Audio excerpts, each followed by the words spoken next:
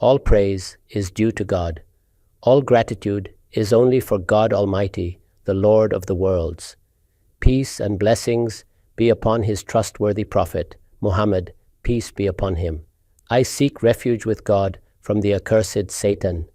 In the name of God, the most gracious, the ever merciful. Ladies and gentlemen, we are studying Surah Al Fatihah, or the opening chapter. This is the very first surah of the Quran. What is the central idea of this surah? When was it revealed? We brought this into discussion in the last session. The beginning of the surah, like all other surahs of the Quran, except Surah Al-Tawbah, is with Bismillahi ar-Rahmani ar-Rahim. I have translated it as, in the name of God, who is absolute mercy and whose compassion is eternal. It has been written about it that except Surah Al-Tawbah, all the surahs of the Quran begin with it in exactly the same form as it appears here. The beginning of all the surahs of the Quran has been prefixed with Bismillahi ar-Rahmani ar-Rahim, with the exception of Surah Al-Tawbah. Therefore, it is definitely an verse of the Quran. It is written by the command of God Almighty. It is part of the Quran. Hence, there is no doubt about its status as a verse of the Quran. At the beginning of the surahs, it was revealed in the same way and was written by the command of God Almighty. There are two things. Whenever a surah was revealed, its beginning was marked with Bismillahi ar-Rahmani ar-Rahim. This was likewise revealed by the command of God Almighty, and it was likewise written in the Quran. However, in its context, it is not a verse belonging to any particular surah, including Surah Al Fatihah. There is a debate about whether Surah Al Fatihah begins with Bismillahi ar-Rahmani ar-Rahim or with Alhamdulillahi Rabbil Alameen. In the same way, it may be asked, does Surah Al-Baqarah begin with Bismillahi ar-Rahmani ar-Rahim or with Alif Lam Mim Dhalikal Kitabu La Rayba Fi? I must say here that just as there is no debate in the case of other surahs about whether this verse is part of them, likewise there should not be any for this surah either. Here too it is written by the command of God Almighty, and it has also been written in the other surahs by the command of God Almighty. It was revealed here in the same way as it was revealed before the other surahs. I could not really understand the reason for this controversy. It is an obvious fact. When we start writing a letter or begin any text, we initiate it with Bismillahi ar-Rahmani ar-Rahim. Whether this is for barakah or blessing or for some other reason is not our subject here, but it does not become part of the body of the letter. In the same way, Surah Al-Fatihah begins with Bismillahi ar-Rahmani ar-Rahim. It is a verse of the Quran revealed by the command of God Almighty. It has been revealed at the beginning of the surah. It has been written by the command of God Almighty. But it is not part of Surah Al-Fatihah, just as it is not part of Surah Al-Baqarah, Ali Imran, Surah Al-Nisa, and Surah Al-Ma'idah. Rather, in its context and occasion, though written there, it maintains its own sui generis status everywhere. The point I wish to emphasize is this. The debate is not whether this is a verse of the Quran. It is not debated whether it was revealed at the beginning of a surah. It is not debated on whose command it was written. All of these are agreed upon. It is a verse of the Quran. Just as other ayat are revealed, it too was revealed by God Almighty. It has been revealed at the beginning of every surah, with the exception of Surah Al-Tawbah. It has been revealed and written by the command of God Almighty. None of these matters are the subject of debate. What is the controversy then? Whether it is part of that surah or whether the surah starts from it? Is it the initial verse of the surah or is it written before the surah? According to my opinion, it holds a separate and unique status everywhere before the surah. After that, another debate arises. This sentence is not complete. In the name of God. In the name of God who is absolute mercy and whose affection is eternal, This sentence requires a preceding verb. It is generally understood that a verb precedes it, such as I am starting or I am beginning. Our earlier translators rendered it as beginning in the name of God. In this way, it was translated. But for me, it should not be in this way. The verb that precedes it here is Qra'u ala lannas, or read to the people. That is, the Quran is being revealed from the heavens onto the heart of the Prophet, peace be upon him. And he is being addressed, read it to the people in the name of God, the merciful, the compassionate. Thus, this verse, in its connection with the Quran, was revealed in this manner. Now that it has been revealed in the Quran, we sometimes recite it before eating food or before beginning any work.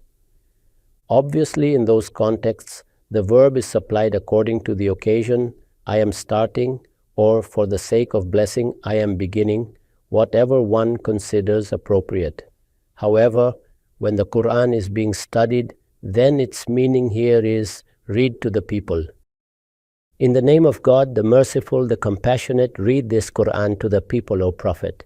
Now you see that Bismillahi ar-Rahmani ar-Rahim is not a sentence in the general sense that it is usually taken to be.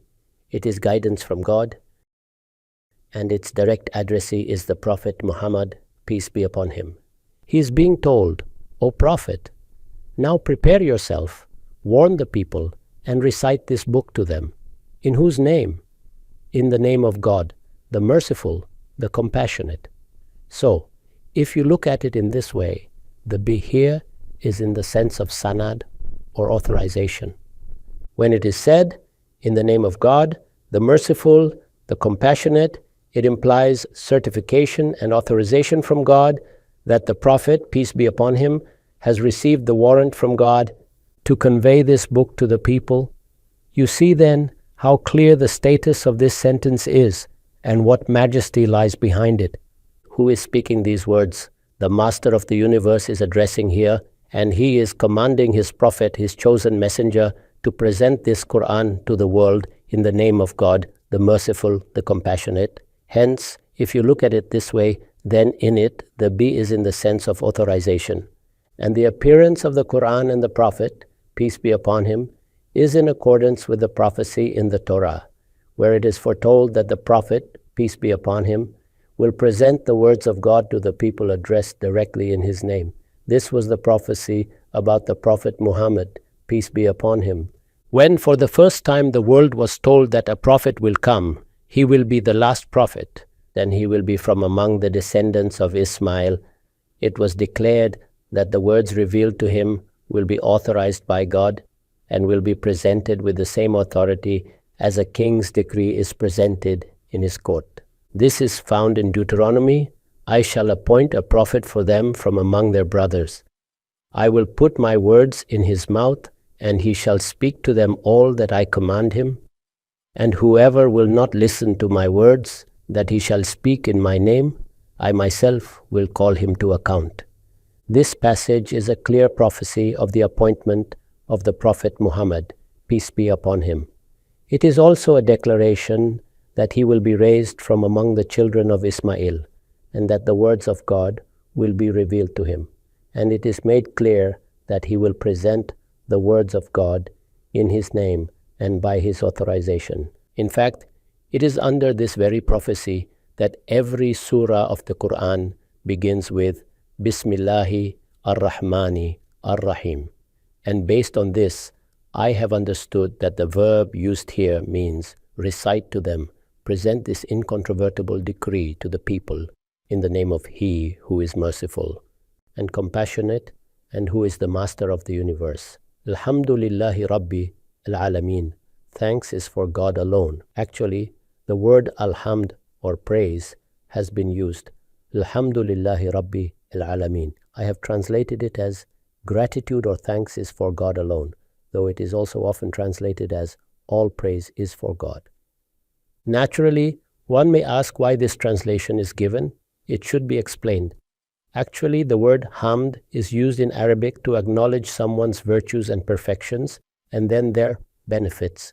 That is, When this is said of a being, it acknowledges that such and such virtues and perfections are present in that being. This is mere acknowledgement. But further, if the benefits of these virtues and perfections also reach the person who is performing the hamd, then thanks becomes part of it as well. For example, one case is when we say that a certain person is very generous. Another case is when the benefits of this generosity also extend to me personally. So when the advantage of those virtues also reaches the one who is performing hamd, then the element of thanks is automatically included within it. How does this happen? When those attributes or perfections become connected to myself or yourself. Attributes and perfections may be independent. Someone may be generous, living in a far-off land, and we may know of his generosity without directly benefiting from it. This is one case. But when the benefit reaches me personally, then a new shade is added, and that is gratitude. Hence, in Surah Al-A'raf, verse 43, Surah Yunus, verse 10, and Surah Ibrahim, verse 39, this is evident at a glance. That is, in these verses, the formula Alhamdulillahi is generally used in the same sense in which we use the word thanks. Here, I want to elaborate a principle of Arabic, or rather of all languages. There is a lexical meaning of a word, and then there is its contextual use. For example, Subhanallah, lexically, it means God is free from all defects, God is pure. But see how in our language it is used in many different situations. According to the context, its meaning shifts and additional shades are included. Similarly, the construction of Alhamdulillahi is generally used in the sense we usually express by saying thanks.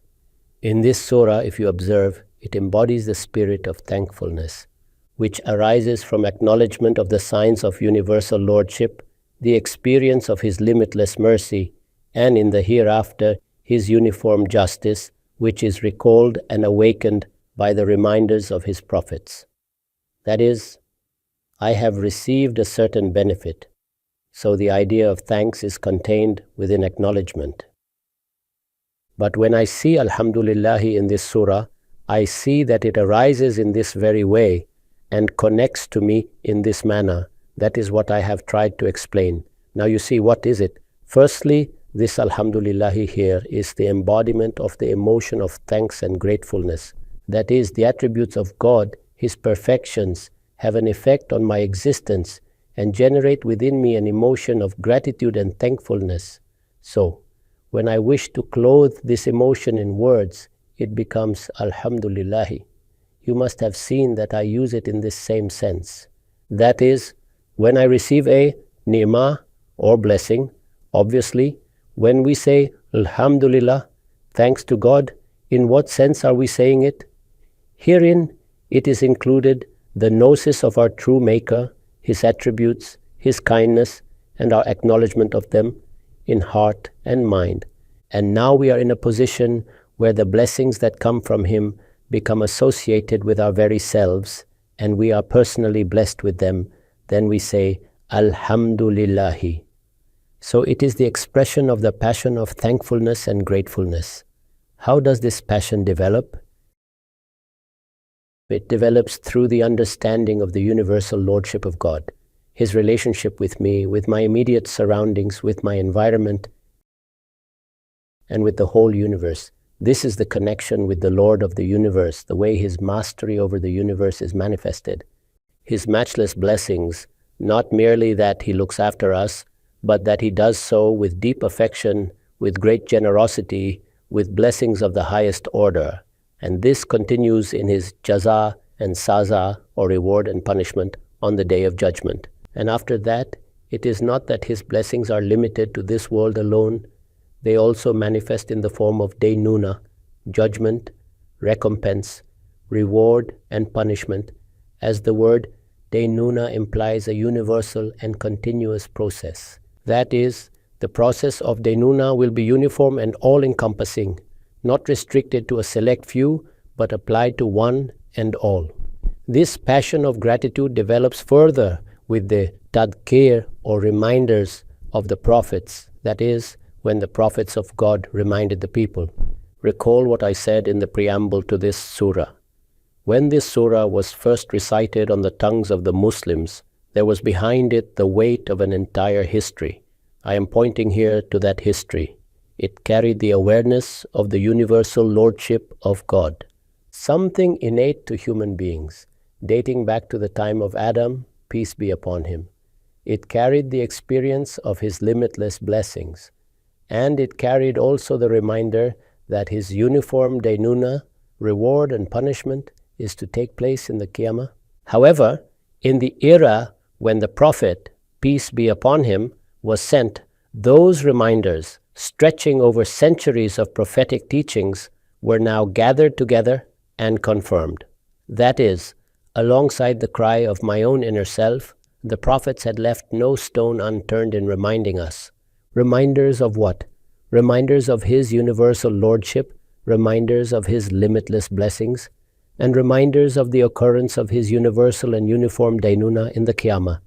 If I am impressed by this, and the reminders of the prophets sink deep into my psyche, when they reach into the depths of my soul, they stir within me a passion. And what passion is this? The passion of thankfulness and gratefulness.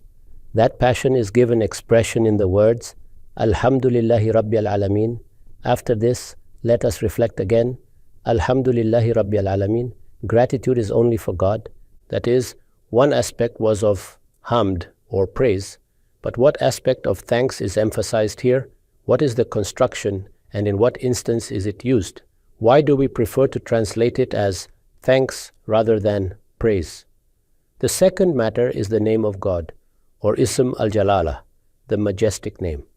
The name Allah is formed by prefixing alif and lam to the word ilah or deity. Of course, there are many debates on this point. I state my preference, the name Allah was formed by adding alif and lam to ilah. This name was already specific, even in pagan Arabia before the revelation of the Quran, to that very Lord who is the creator of the heavens and the earth and everything in between. That is, this name was not an invention of the Quran. The Quran did not say for the first time, I have been sent from that being whose name is Allah. Among the Arabs, for the creator of the heavens and the earth and all that lies between them, this same name was in use. That is, sometimes people among us imagine that the name carries some new religious significance, but it is not so. This is the very name that was well known among the Arabs beforehand. They used this name for their Lord, for God. Had the Arabs used some other name, then that same name would have been adopted. Just as in the Torah, the word El was used, because among the Hebrews, this name was in usage. Despite being polytheists, the Arabs never equated their idols and shrines with him. That is, their case was that they had become polytheists, creating many gods and goddesses, worshipping them in great numbers, and even holding the angels to be goddesses, considering them as daughters of God. Yet in spite of these deviations, they never considered these deities as equals to Allah. That is, these beings were treated as ilah or deities, but Allah remained the one and only Lord of this world. They were the descendants of Prophet Abraham, peace be upon him. They had not fallen to such extremes.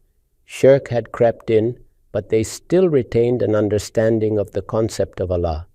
They regarded the Baitullah, or house of God, as the house of God, and they called the creator of the heavens and the earth Allah, and never used this name for anyone else. So, thanks is only for God, the Lord of the worlds. And now, the attribute of Rabbil Alamin, meaning the Lord of the worlds, has been invoked. Actually, the words Rabbil Alamin have appeared. In essence, the meaning of Rabb, or nurturer, is one who brings up, nurtures, and takes care. In its true sense, it is used for one who rears, develops, and sustains. As a natural consequence of this meaning, the senses of owner and master also emerged. Much like the word Parwardigar in Urdu, it became so dominant in this sense that in Arabic, it is no longer commonly used in the meaning of one who brings up. That is, the verb derived from it is still used in the sense of nurturing and rearing, but if we take even a cursory glance at its usage, it has gone beyond this and is now employed in the sense of master or owner. The evolution of meanings within words is decisive. That is, one may analyze the constituent parts of a word, explore the commonality in meanings across different usages, and observe where those words are used as verbs. All these are useful tools for approaching the essence of a word, but the true meaning of a word is not ultimately fixed by these analyses. It is determined by customary usage. In other words, when a word passes through multiple stages and journeys across the corridors of time, it eventually reaches a particular form. At that point, one observes in what sense it is used. So it began being used in the sense of owner and master. The surah opens with a feeling of gratitude. The phrase Rabbil Alamin and the attributes mentioned afterward are its justification. That is, the Quran does not use the method of logicians who build arguments through minor and major premises and then draw conclusions. Rather, in the Quran, the arguments are embedded and interwoven. When one peels back the layers and delves into its depths, the directions of reasoning become apparent. The same methodology is at work here. The attributes that are mentioned, Rabbi al-Alamin ar-Rahmani ar-Rahim, and those that follow are in fact arguments for what has already been stated, but they are not presented in the structured form of syllogistic reasoning, where one says, if this is the case, then therefore such is the consequence.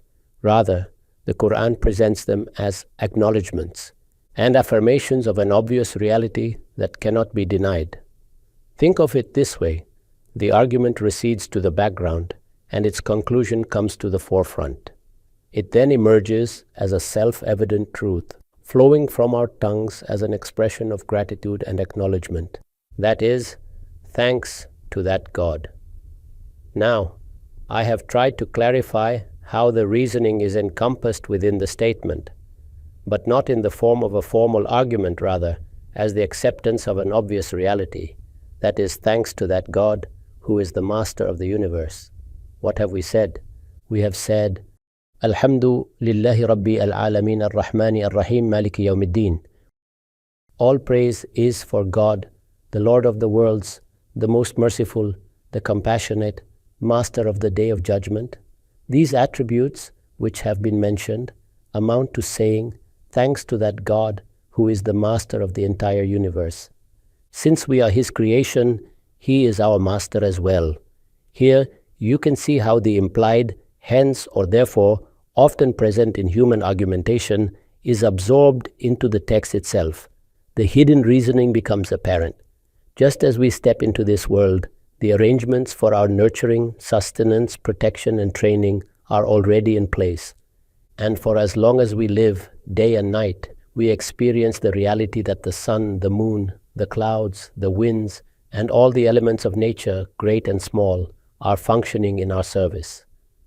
We are not serving them. Rather, the entire universe is functioning for our needs. This reality becomes fully evident upon reflection. If you pause and think, you will be astonished at how central our place is within the universe. It appears as though all of this has been created solely for us. As long as we live day and night, we witness this truth. The sun, the moon, the clouds, the winds, and all the micro and macro elements are functioning for our benefit. And they function in this way because they are controlled by a being who does not allow them to deviate in the slightest from the tasks assigned to them. That is, they have been placed in our service, yet for centuries, for millennia, for countless ages, not one of them has dared to deviate even slightly from their appointed duties. It therefore becomes self-evident that their control lies in the hands of that being who does not permit them to waver even a fraction from their stations. For only two possibilities exist. Either they themselves possess intelligence and independent will, and thus have chosen to serve us, or there is a Creator who holds their reins in His hands, who has assigned them to our service. This is precisely where human beings went astray and fell into shirk, or polytheism. But today, their reality has become crystal clear. We now know what the universe is and what those immense constellations are that we see. They are but clusters of matter. We can observe them, analyze them, and even manipulate some of their physical effects. But they contain nothing that could rightly be described as consciousness, will, or creative power. The Creator is none but the one who has been introduced by the prophets, peace be upon them.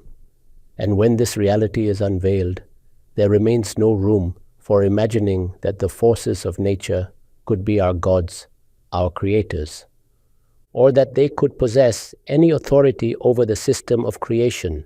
This reality is what is expressed in the phrase Rabbil Alameen, or Lord of the Worlds. These are the facts. These facts themselves contain arguments of an exceptional nature. All of them have been encompassed in this construction. Gratitude is for God, the master of this world. Alhamdulillahi Rabbi al-Alameen ar-Rahmani ar-Rahim, the one who is complete mercy and whose affection is everlasting. Actually, the words used are Al-Rahman, or the most compassionate, and Al-Rahim, or the most merciful. That is, Rabbi al-Alameen, or Lord of the Worlds, was given as one attribute. Then afterward, two more attributes were mentioned, Ar-Rahman and Ar-Rahim. Both these words are derived from the same root, Rahmat, or mercy.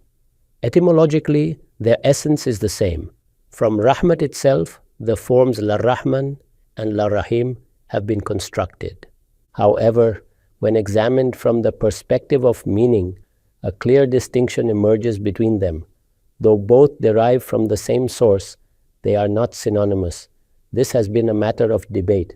We too have presented our view that there is indeed a meaningful difference between them. Ustaz Imam Amin Ahsan Islahi, in his exegesis of the Quran, Tadabburi Quran, elaborates on this difference. He writes that the name La Rahman is on the morphological pattern of Ghadban, or intensely angry, and Sakran, or intoxicated, both of which signify intensity or exaggeration. First, we must understand the morphological construction. The main root is mercy, Rahma. From it, Rahman has been derived on the pattern of Ghadban and Sakran, making it a formula of intensity and fullness.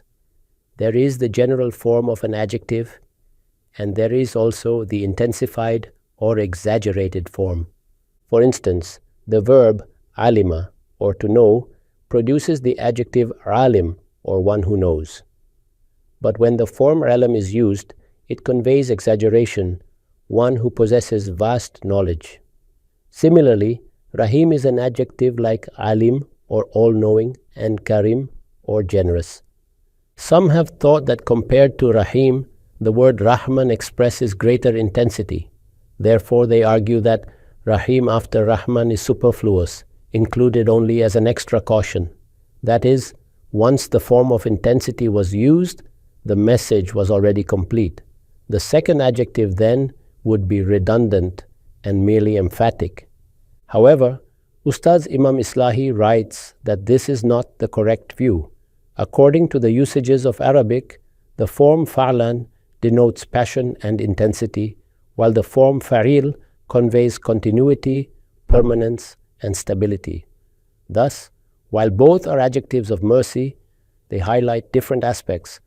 Rahman points to the intensity, fervor, and overflowing quality of God's mercy, while Rahim points to its constancy, perpetuity, and enduring nature. Therefore, neither can be considered redundant. Neither is simply emphasis for the other. Rather, one portrays the passion and immediacy of God's mercy, while the other expresses its continuity and constancy. Together, they show that the attribute of mercy has two dimensions, the intensity of compassion and its eternal permanence. Upon reflection, you will realize that God's mercy indeed possesses these aspects. It is not only fervent and overflowing, but also constant and unwavering. That is, God did not, out of a mere momentary surge of mercy, create the world and then neglect its well-being and preservation. Rather, after creating it, He has continuously sustained it with His majestic and enduring mercy. Whenever the servant of God calls upon Him, He hears, responds, and accepts supplications. And His mercy is not confined to this short span of worldly life. Rather, for those who follow the guidance He has revealed, His mercy will extend into another life, a life that is eternal and everlasting. That is, His rahmat or mercy is not confined to this world, but encompasses our eternal life as well. If you contemplate, you will see that these realities cannot be adequately expressed unless both words are used together. Each word completes the meaning of the other. Thus, in the form Farlan, Rahman emphasizes one aspect, and in the form Faril, Rahim emphasizes another. Taking this into consideration, I have translated, in the name of God, who is complete mercy, whose affection is eternal. Gratitude is for God alone, the nurturer of the worlds, who is complete mercy and whose affection is everlasting. أقول قولي هذا وأستغفر لله لي ولكم ولسائر المسلمين. I say these words of mine, and I seek forgiveness from God for myself, for you, and for all the Muslims.